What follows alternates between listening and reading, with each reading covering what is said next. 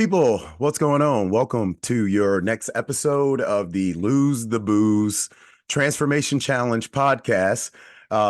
It is a very, very early Wednesday morning. A lot of us are going to be in the gym today looking to get after it. And I just want to tell you guys as we come into this week, we got another weigh in coming up pretty soon.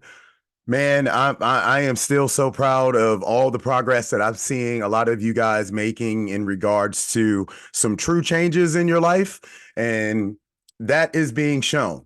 One thing that I will say is I'm thankful for you. Please don't take that last episode the wrong way because it was really intended to give you guys a wake up call right there in the middle of the session to say, hey, now we need to lock in and focus. And I hope you got the point, and that's what you're doing right now.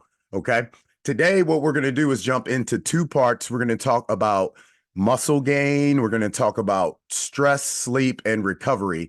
And then that's going to lead into kind of a winding down of the last 2 weeks. That's going to really focus on what are the little small minor tweaks that you could possibly make that would make a difference. And I'm here to tell you it's not collagen.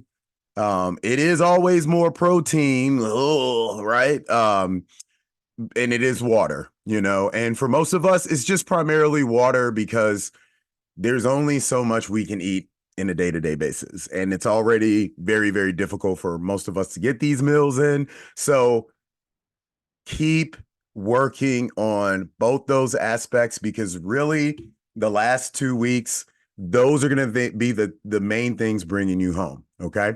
So what that does is that leads into the first topic. We're going to try to make this short and sweet, not too long. And we're going to be talking about facts on gaining muscle. Now, I will be looking over to the side on this because I do have my extra notes over on this side. So it's just been a lot of time at the computer recently. So, all right. But what we're going to do is, as normal, share the screen so you guys can see the presentation. All right. And then we'll jump right into it. Okay. So, look, what a lot of people don't realize is it takes about 1 full year to get about a pound of muscle, like true muscle in each area of the body, unless you are doing some type of hypertrophic workouts where you are like, hey, I want tight arms, or I want a big back, or I want massive thighs or bigger glutes or something like that. So when you're trying to gain muscle in one particular area, if you focus tremendously on that area, yes, the results will show up. The thing you must ask yourself is, what am I losing in other portions of my body by just focusing on this one area? And that's why it becomes so hard to gain muscle. With my youth athletes, one of the biggest problems that I deal with in sports right now is their schedules of training and practice and tournaments and traveling is even bigger than most professional team schedules. So when they are at an age that actually has like some of the most potential for muscle development and growth, if they don't have a routine already like going in the gym for themselves or with a strength coach like myself, more than likely they might end up being very, very good athletes because you're just kind of put into being, you're born a great athlete. Sorry. You can become a great player, but you're just born a great athlete. But if you want to have muscle added to the mix, all that time on the field, all that time on the court, all that time on the sand, whatever your sport may be, golf, whatever, if you're not in the gym at least 3 times out of the week lifting, you're not going to really be able to gain muscle in any portions of the bodies because you're exhausting too much stuff coming out. Okay. So the thing is, it's not necessarily bad, but we got to remember the reason why we're gaining muscle is for the protection of our bones, for our spine, and for our nerve systems. Okay.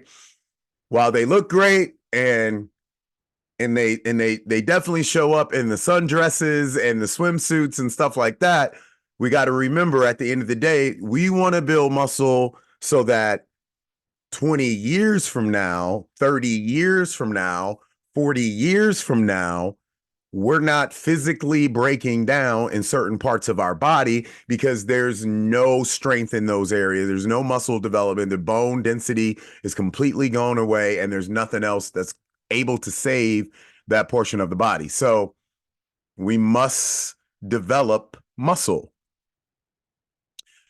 It's hard to do. That is the key point. So to jump into conversations about bulking, if you're still even having those conversations, you're not really Valkyrie level way of thought. We have pushed past what bulking actually is, the myths behind it. There are plenty of mindless videos on YouTube that you could go watch right now about bulking. And by the time you're done watching them, you're not going to learn anything new from it. You're just going to be confused. So you might as well go watch a bunch of documentaries on unicorns, if you catch my drift. But you can always say, how is it that I see this woman, she's so strong looking, she's got big muscles? Usually it's two things. You got to go back and say, all right, well, let's look at her childhood. Was she a bigger girl back then? She started to lose weight, especially through weightlifting. Well, if that fat turned into muscle, if the fat's already there, what was 7 pounds of fat on her arm is now 7 pounds of muscle. So she's got a big muscle there. It's just common sense. It's not any science. It's just common sense. If you take clay that is a 1 pound of clay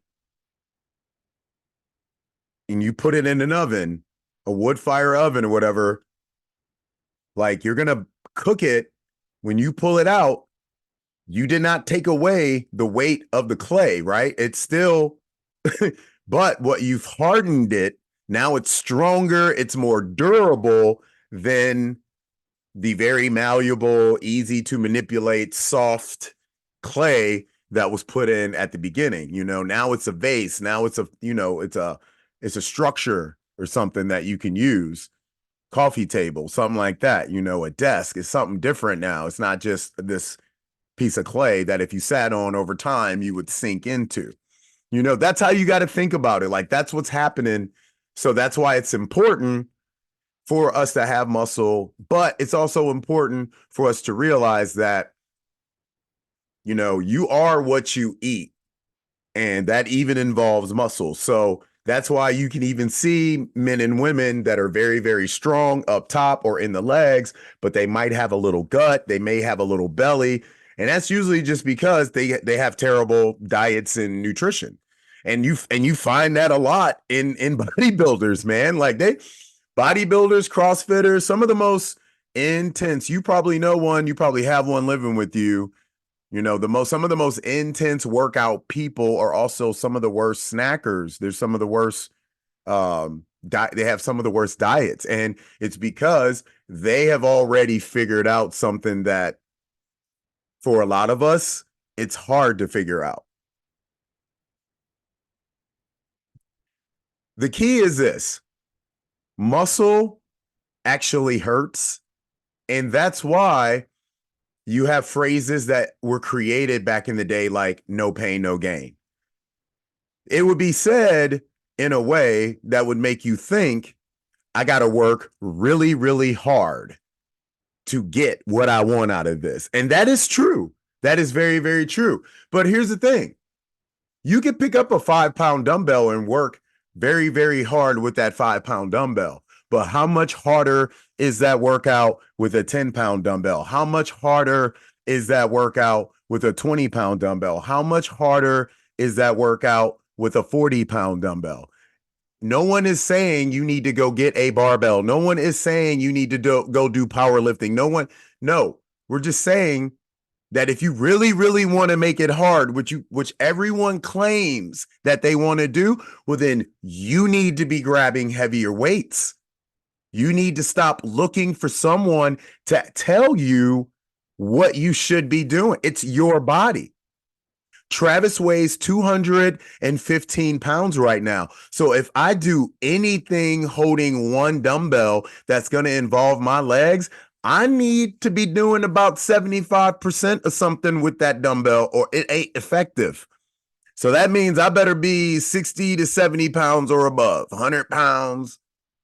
But guess what? With that, all I need to do is 5. I just need to do 5 reps, 8 reps. I ain't got to do 20, because guess what? The 20 will get me the size or the tone that I'm looking for, regardless of your goal. Because for some people, your goal is tone. For other people, your goal is size. And right now, we live in this weird world where that's kind of like what all people matters. No one wants to walk in that area in between. I'm trying to tell you guys, the area in between is a lot cooler, a lot less stressful. And what that means is you realize that you can balance all of this. You can be able to lift 3 times, 4 times, possibly out of the week. You got to be careful when it gets to 4, depending on what you're doing. But it is very important that you are progressively getting to a certain point. Because here's another thing, people, you can always reel it back. One of the best things that I love is deload periods. And we're going to talk about this coming up next.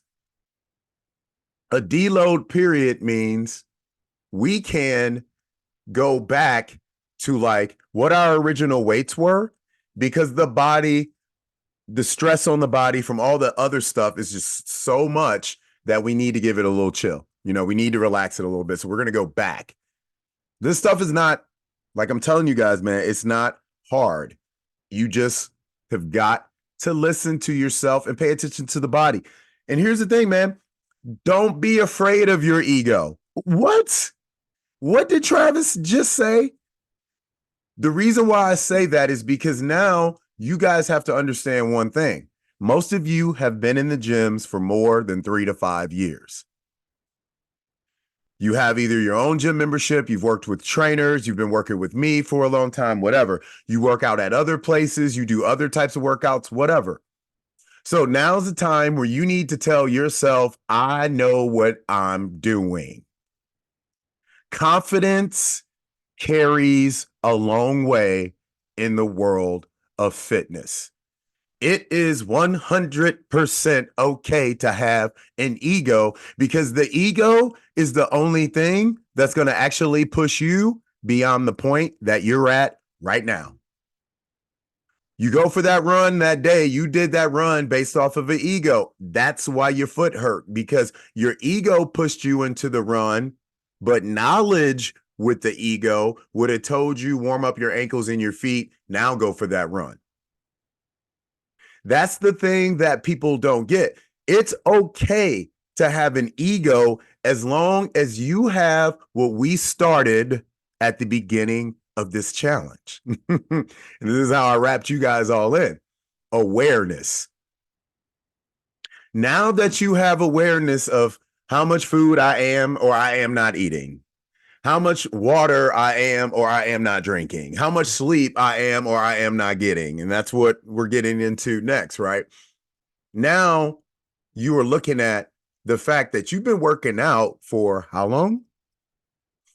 And I can put whatever weights on anything. And normally for me, what you guys don't realize is I usually put the weights on based off of what I know you can do, because I track, because I am smart enough to track. Hello, spreadsheets, right? But I also know the tracking doesn't matter, because if I have a girl in the gym that I know can back squat 205 pounds, but for the last 2 workout sessions, she's been complaining about her low back because she wants to go for 18 damn walks in the week instead of taking a couple minutes to sit down and read a book and stretch out them legs and maybe do some yoga. You get to the point where you're like, okay, I can't do the 205 today, but I can do 165 and we could put a box behind it. And guess what? At least we get our squats in for today. And I know that's going to still help build muscle in that area because it's still staying within a load that's over 50% of what her body weight is. And I didn't even tell you guys what her body weight was. I just said what she squats.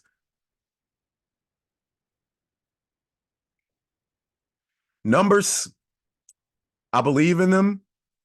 I trust them because I've seen what they've done, not only for me, but for my athletes, my kids, my adults, my elderly clients. But if you're not trusting yourself on like what I'm able to do and what I should be going after, you're gonna just, man, you're gonna run into excuses and you're gonna start running into problems. The reason why that balancing cardio and strength training is very, very important in there is because what you guys got to realize is if you're going to lift weights, if you're going to get toned, if you want to get flabby areas off of your body, you also have to work the muscle that is your heart. Because if you don't have your heart pumping and working while you're sleeping and getting all the nutrients to every single portion of these body parts that you want, brothers and sisters, you ain't gonna get what you need out of it. So yeah, it's like the rowing machine is great. The bikes are fantastic too. But you do have to run. And you know, I'm not ever trying to not put it on some apocalyptic stuff. You know me, I love it. If somebody is chasing you, you cannot hop on a rowing device and get away from them because you can do a 1,000 meter row in less than 7 minutes. You know what I mean? Or 5 minutes or you know, whatever. That's still a great accomplishment that you can get 1,000 meters done in less than 5, 4.5, 3:30, whatever. But could you hop off that rower and go run 1,000 meters in that same amount of time? Because like that's the train of thought that I'm always on, because I'm always thinking that what life always teaches us is there is something else. There is another chapter. Just when you think you're done with it, here comes something else, right? So that's why I'm like, okay, I need to make sure that I'm also training in the mindset that there's something else coming up after this. So many people, man, they are so quick to quit on their workouts, but the reason they don't understand the reason why they quit on their workouts is just because they didn't take care of themselves good enough outside of their workouts. Okay. So quick little break to think on that.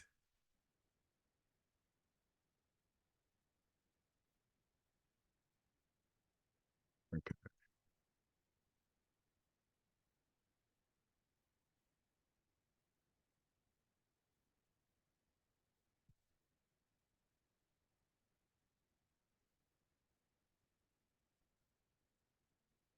Okay.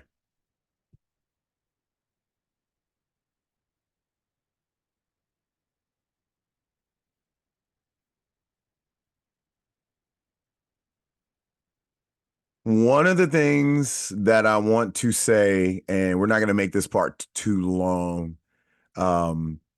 So at the very, very bottom, there is a Sleep Smarter book recommendation by Sean Stevenson. I personally have this book in my collection. I've not listened to Sean's podcast for a while. Yeah, one thing that I'll tell people, man, and if you listen to podcasts, even like, you know, in my own podcast, it's one of the reasons why it's hard for me to actually listen to my own podcast, not this one, but my actual podcast that I do with my movie recommendations and critiques. It's a lot of biases that are always going to play into whatever you're talking about if you have to talk consistently, especially for people who do podcasts and shows daily. it's them. You're getting a little bit of them every single day, and then pretty soon you're going to get all of them. And you can't always be surprised that you might not like who all of them is. It just happens at times. Um, but what I will say is there's a lot of great information out there. There's a lot of great YouTube videos out there. I used to be so against YouTube only because I looked at it as a time waster.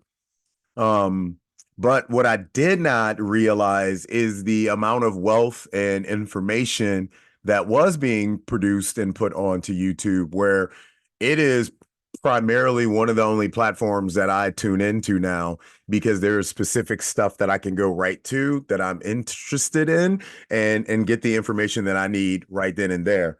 I don't have to worry. There's of course ads because I'm not paying for YouTube, but I mean, I grew up in the macaroni and cheese generation, so I'm never going to be mad if I see a 15-second Kraft ad for macaroni and cheese. But what I think we got to realize is most of the stuff that we deal with on a day-to-day basis is already kind of been designed for us. So what you have to do is, if you want to make sure you're taking care of yourself, you got to weave yourself and navigate yourself through kind of the day-to-day stressors of the life. Okay. So I heard this on a podcast, and the gentleman was talking about, I think it's Dennis Leary was the comedian who said, happiness is in short forms. You blow out a birthday candle, you have an orgasm, you finish a workout, you win a promotion at job. Normally, even when you look at like a marriage, like right now we have a couple marriages being taken place in the gym. We have a couple ladies in the gym. One of them is actually in this competition that is getting married. And you look at the amount of stress that could potentially lead up to the marriage, only for it to be, in a sense, a 48 time period of celebration, but yet there was so much leading up to it. One of our participants in this challenge can attest, because she, was a wedding planner and was a wedding planner for some time, and was able to, her main goal is to kind of navigate that for people, de-stress them so that they can focus on the good parts of the wedding. But it's just bound to happen. It's part of life. Humans are designed to be stressed. I mean, people wake up mad, instantly looking at clocks. It's tough being a human for everybody, and that's why it's also tough when you still see prejudices and things like that going on in the world, because really, people at the end of the day, man, we all can kind of come in it and go out of it the same way. And usually stress is one of the main factors of it. Out of the 24-hour period of the day, you might have 5 to 6 moments of the day that are fun and fantastic and great, but you might have 4 to 6 hours, possibly 8 or more, of stress. And that's why people look for things like holiday and vacation. Those people like myself who don't necessarily look at vacation as a relief. I look at vacation as what most people, I think, would look at as a reset. So for me, when I go on vacation, it's because I need my brain, my eyes, my nose, my fingers. I need my senses to get to be in another environment.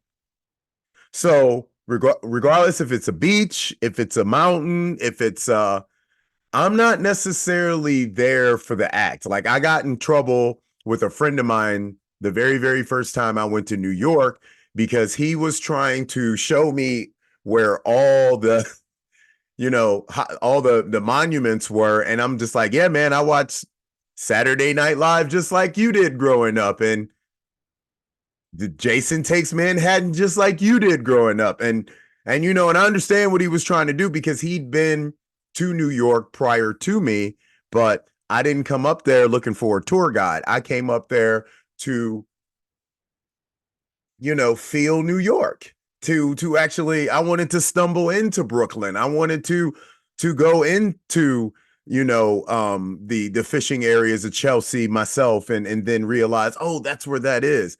You know, discovery, to take discovery away from people is criminal.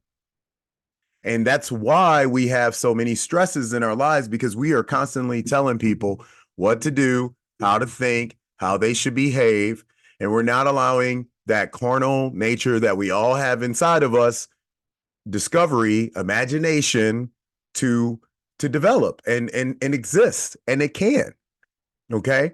The true yin and yang is you living your day-to-day life, feet down on the ground, and then you living that altar life, head up in the clouds, thinking about what you want to do, what you would rather be doing. But the stress is you don't think that you can bring them together. You can.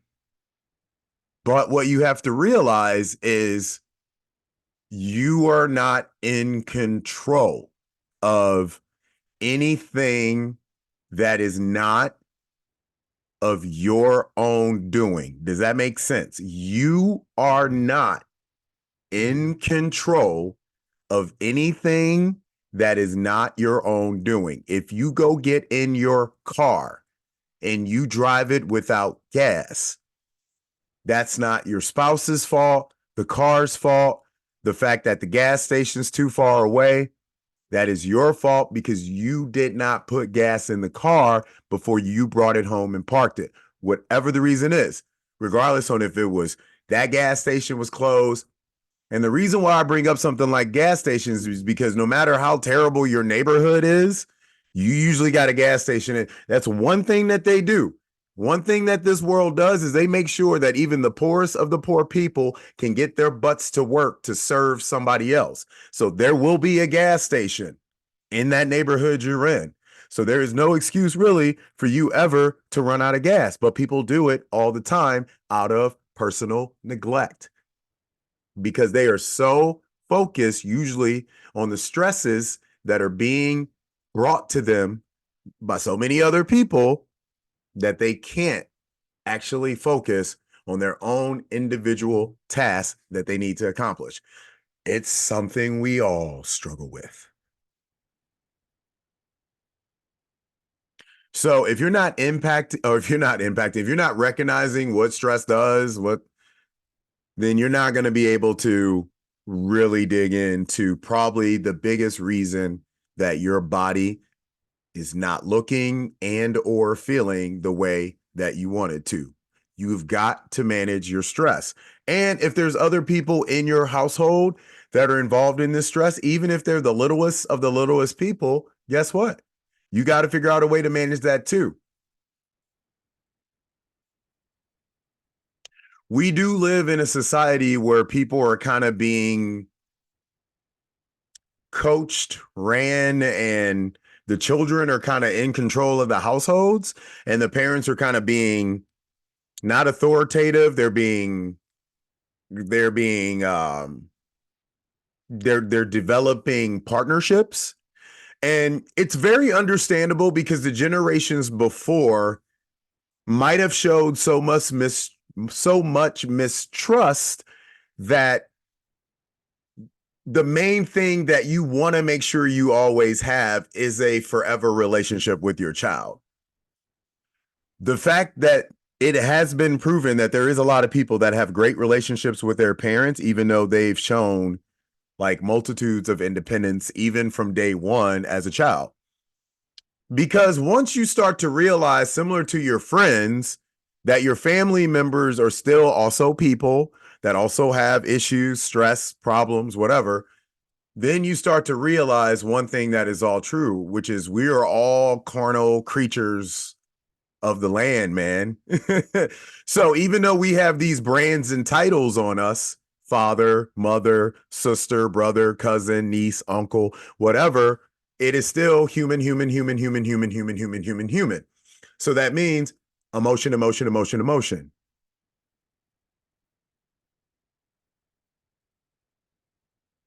The only way that you can find the balance is by being able to say, now I recognize all this, similar to the awareness that we brought with the food intake tracking, nutrition tracking. And then we say, okay, I realize all the people giving me stress. I realize all the things that are giving me problems. And now, similar to my workout plans and my nutrition plans, I'm devising a plan to deal with this. And I'm telling you, brother, insist that it's a plan. And that plan does involve sleep. It involves you finding a good time to get some sleep, taking a nap if you need to. Of course, it involves the water, the food, all that stuff that we've talked about earlier. But really, what it involves is your recovery. It's one of the reasons why podcasts, books on audio, it's hard for a lot of people to read, but sometimes you got time to listen. The only problem with the listening is usually people are doing something when they're listening to these and they have to stop to tune in or they have to rewind. And there's nothing wrong with that, man. I do that. But we got to find some moments of tranquility. We got to get those waters to ease. It's one of the reasons why I'm even talking a lot more relaxed now, is because we got to be able to say, hey, man, there is hell and brimstone outside of that door, window, bed, outside of my covers and my sheets every single day that I got to deal with. And the only way that I'm actually going to be able to deal with that is by recognizing that first and foremost, and then stepping out every single day with a purpose of not allowing that to rip me to pieces. It's only hard if you don't take care of yourself. Tell people no. Look people in the eye and say, I would love to help you with that right now, but I am doing something else. And if they say, what are you doing? Just say, don't worry about it, but I'll get back to you when I can. We talked about being selfish. I'm telling you guys that in every single phone call right now. And the main reason why is because you see within 10 weeks, there's all types of crazy stuff that can just keep going on, man. It's only been 10 weeks. People, family members in hospitals, people getting hurt, tearing things, and stuff's crazy. But it's just a very, very small fraction of what we all deal with week to week, month to month, year to year. So that's why it's important that you're integrating your rest days. Like I said with the cardio from earlier, you have to do everything. You have to lift weights. You have to sleep. You have to eat well. You have to stretch. You have to run. And you're going to keep saying, Travis, I don't have time for this. And I'm like, yeah, you do, because you are making too much time for other people. You keep making all this other time for other people. I have to go to this event. We have to take this trip. You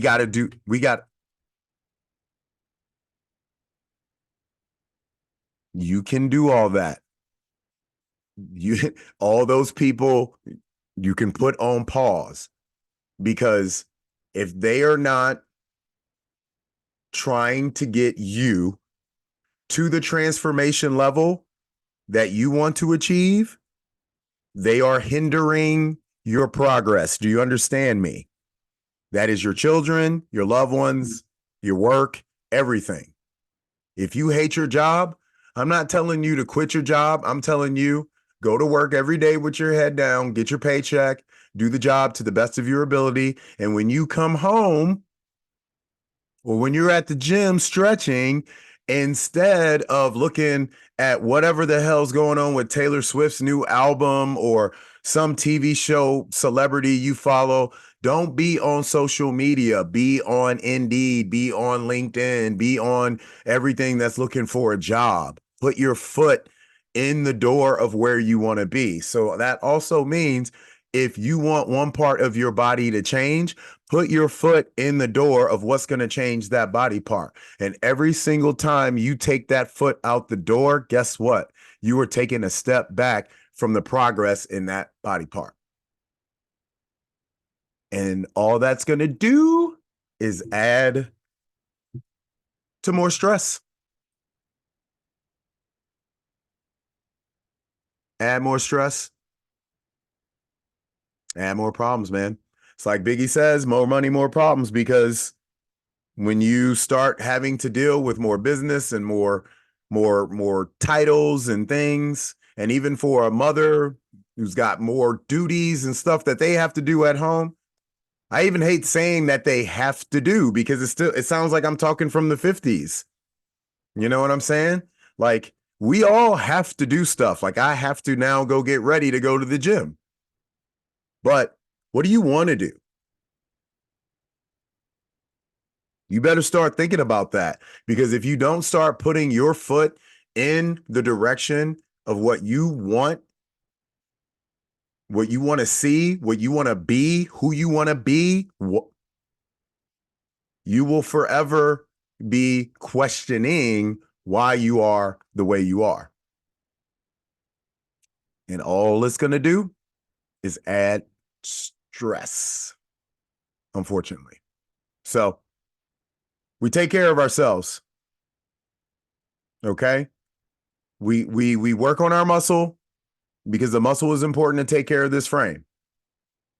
We manage our stress, because that's the only way we're going to find that tranquility to find the recovery that we need to be able to attack that workout and to be able to attack whatever else it is that we want to achieve, from a new project to a new goal to a promotion to a body change.